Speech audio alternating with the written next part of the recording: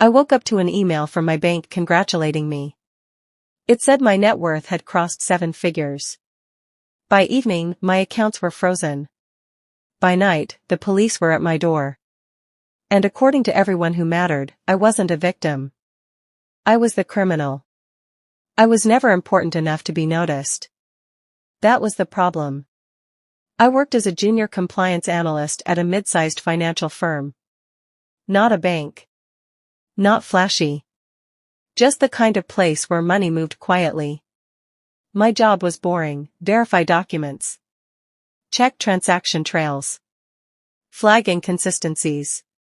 I wasn't senior. I wasn't junior enough to be ignored either. I was useful. My boss, Daniel, used to say, "You're reliable. Not ambitious." That's good.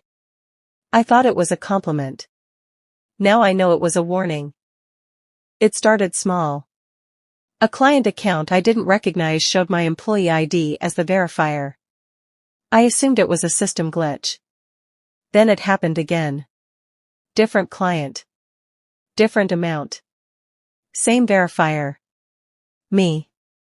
I emailed IT. No response. I asked my supervisor. He smiled. System lag. Happens all the time. But something felt wrong. The transactions were clean. Too clean. Like someone who knew exactly how audits worked. One Friday afternoon, Daniel called me into his office. He closed the door. That alone made my stomach tighten. "We're expanding," he said, "and we need someone trustworthy to sign off on bulk approvals." He slid a document across the desk. It was an authorization addendum. Temporary authority. Limited scope. Purely administrative. I hesitated. He leaned back and smiled. This could lead to a promotion. I signed. That signature would nearly end my life. Within weeks, the volume exploded. Transactions in my name increased: offshore vendors, shell suppliers, consulting fees. Every single one technically legal. And every single one attached to my credentials. I started documenting. Dates. Amounts. Approvals. But I didn't accuse anyone. Not yet. Because I realized something terrifying. This wasn't sloppy fraud. This was designed. The police came on a Tuesday. No warning. No explanation. They said my name calmly, like it belonged in handcuffs. My apartment was searched. My devices seized. At work, my badge was deactivated before lunch. Daniel didn't meet my eyes. HR didn't answer my calls. By evening, my face was everywhere: internal emails, compliance alerts, ongoing investigation. Friends stopped replying. My mother cried on the phone, asking, "What did you do?" That hurt more than the cuffs. Daniel visited me 2 days later. Not at work. At home. He brought coffee. Sat casually. "You're smart," he said. "You know how this ends." He laid it out cleanly: confess. Take the fall. Reduce charges. In exchange, they'd help my family. "You signed everything," he reminded me. "On paper, this is you." I asked one question: why me? He shrugged. "You don't make waves." He stood up, straightened his jacket, and smiled. "Read the fine print." That night, I didn't sleep. I read every document I'd ever signed. Every clause. Every footnote. And then I understood. They hadn't just used my name. They had built a cage around it. So I stopped fighting publicly.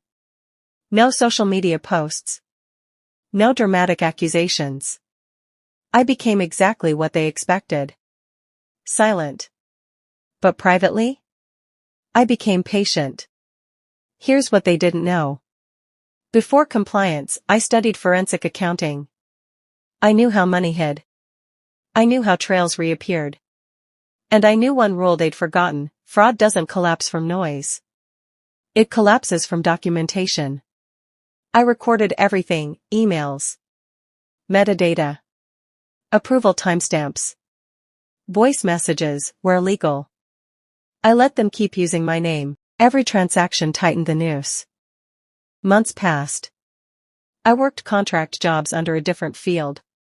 Lived small. Said nothing. Daniel got promoted. The firm expanded. They thought they'd won. But here's the thing about legal systems: they move slowly. And then all at once. I didn't expose them. I didn't leak anything. I did something smarter. I filed one anonymous compliance inquiry. Not an accusation. A question. It went to the regulator. And regulators love questions. Especially when documentation is perfect. Trails are complete. The whistleblower is invisible.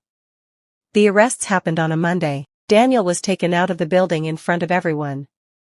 The office was sealed. Accounts frozen. News headlines screamed, "Major financial firm busted in multi-million-dollar fraud." My name? Cleared. Officially. Publicly. Painfully slow. In court, they tried to blame me. Again. It lasted 10 minutes. The judge read the timeline. The approvals. The recordings.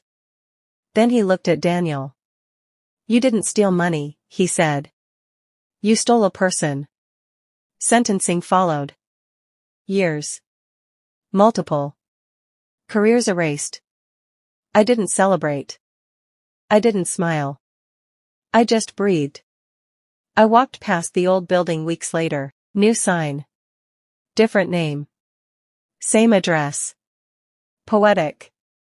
Revenge doesn't have to be loud. It doesn't have to be violent.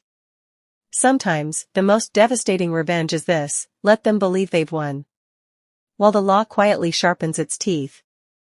They thought stealing my name would destroy me. Instead, it became their sentence. If you believe the smartest revenge is patience and proof, subscribe for more true-style justice stories.